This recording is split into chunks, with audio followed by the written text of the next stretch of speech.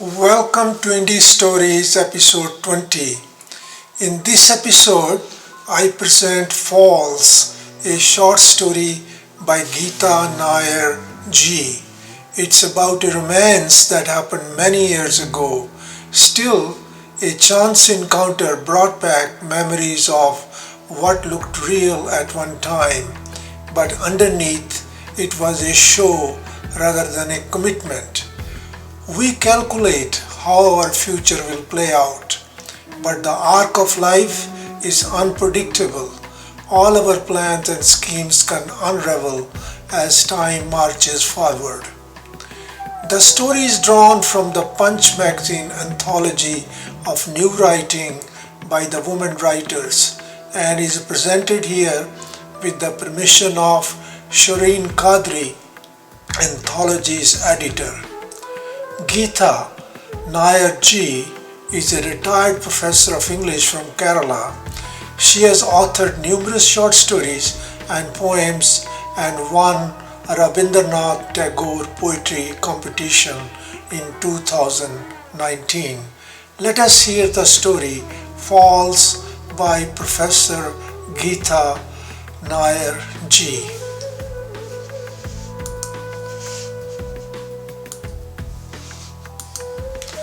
He was slumped on a wrought iron seat under a shady tree. In front of him towered the Indian Institute for Advanced Study. Shimla in May wasn't exactly cool or pretty. Like his wife without makeup, he thought with a surge of bitterness. His wife had insisted on the Shimla trip and on his accompanying her. An old school friend of hers lived in Shimla. Her daughter was in the process of getting married.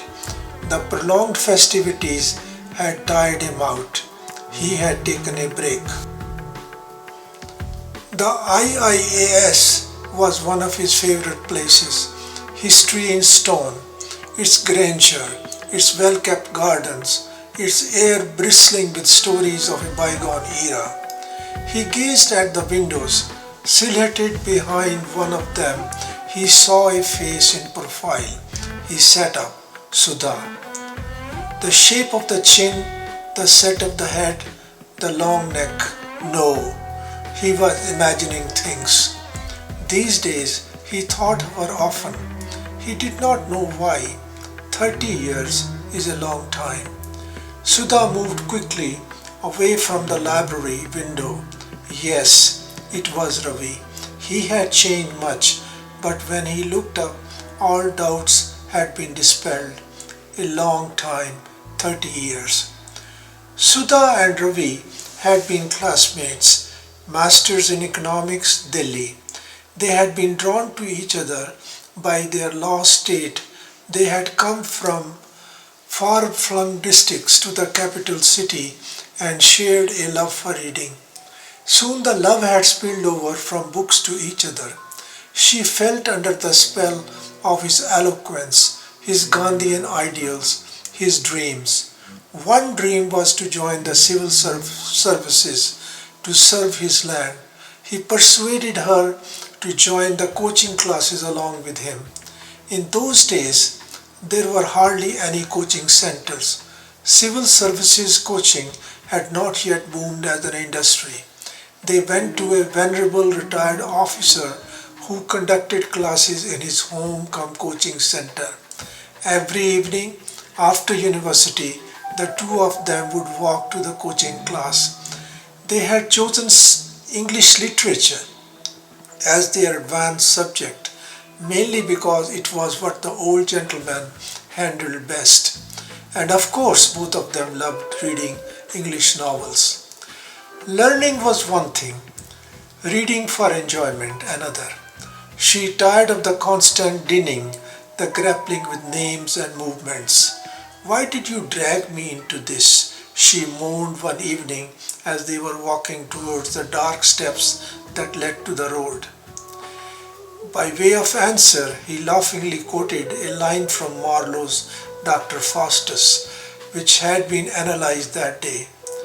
It is a comfort to the wretched to have companions in misery. Ravi had been fascinated by the play, by the scholar who had sold his soul to the devil in return for 24 years of knowledge and power.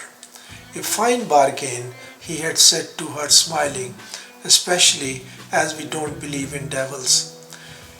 They stopped on the steps and melted into each other's arms. This was their routine.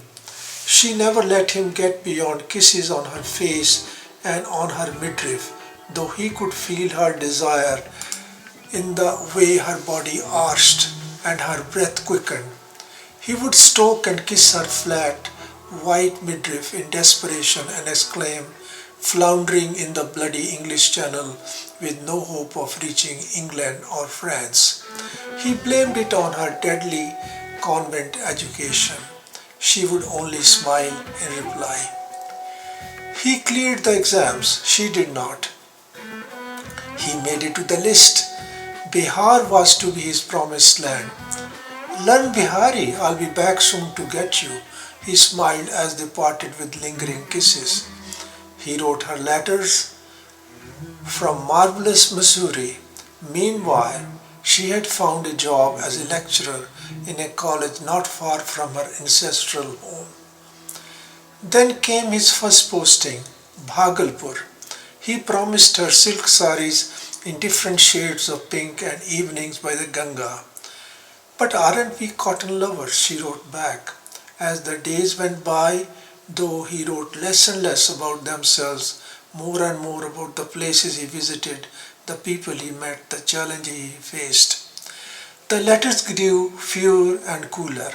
Oddly enough, she kept remembering the teenage days spent in the custody of her grandmother. Supper was invariably rice gruel. When she was late, her grandmother rebuked her, saying, once it loses its heat and warmth, it is fit only for the cows. She was expecting the blow when it landed. He was getting married to the daughter of an industrialist based near Patna. It was straight out of a commercial movie, this right royal ditch. The letter continued, what is being in love after all? Just the fruit of suggestion, circumstance and utility, just a solution to loneliness and lust, an illusion doomed to be wrecked on the rocks of reality. He had always been a good debater. At the very end of the letter were two words that struck her as ludicrous, forgive me. She put Ravi behind her as resolutely as she had her parents who had died when she was still a teenager. Sudha immersed herself totally in her academic pursuits. At 40, she was the most respected and reputed professor in her area of specialization. She had now moved to the prestigious Central University in her neighboring state. It was on the outskirts of the city. Learning how to drive a car had become a necessity. She visited a driving school. The honorary instructor was a muscular man in his 30s. His appraising look brought color to her face. She wanted to walk out, but something rooted her to the spot. The driving lessons began. The instructor was called Hari. Mornings and evenings, he would drive up in his old car and take her through winding by lanes and gradually through the bustling city roads. His strong hairy forearms emerging from the rolled up sleeves, the scent of cigarette smoke and something else that he emitted, his eyes on her, everything aroused in her a wild sweetness. Her mastery of driving paralleled his mastery of her. In 2 weeks, he accomplished what Hitler could not in several years. Another month, she was the possessor of both her driving license and her marriage certificate. For several days, she dwelt in a dreamland. There were only Hari's voice and body there. Slowly, the dream turned misty and vanished. She awoke. She realized she had made a gross mistake. Sudha went back to the window. He was still there. She walked downstairs and went up to him. He was dozing. She saw the changes that time had punished him with, the balding head, the bulging stomach. Why was there no taste of ashes in her mouth? Her eyes took in the expensive shirt, the shoes, the huge watch on his thick wrist. In her memories, he wore his trademark khadi kurta and kolhapuri chappals. She stood undecided a while, then she turned and walked away swiftly. The rustle of her cotton sari must have woken him. He saw her unmistakable shape walking away from him, much like Eurydice from Orpheus. But they were fated to meet that very night. Sudha had parked her car at the usual spot. Next to her was a BMW. From it issued a steady stream of invective delivered in a woman's voice. It was about not knowing how to handle drivers, stupidity, cupidity, and so on, delivered in scathing English. Though she was accustomed to verbal abuse, Sudha was shocked.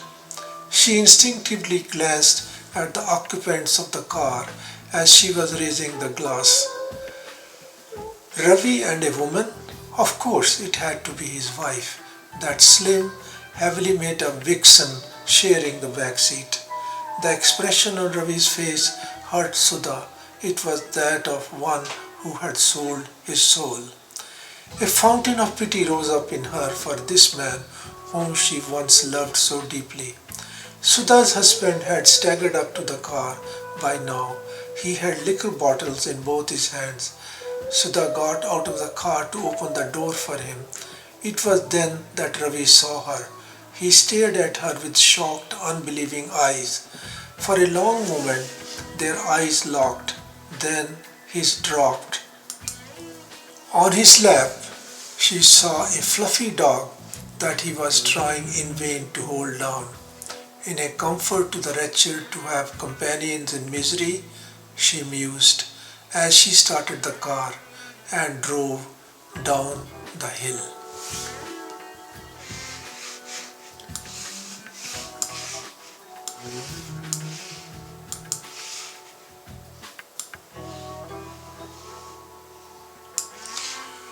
That was Falls, a short story by Professor Geetha Nair G.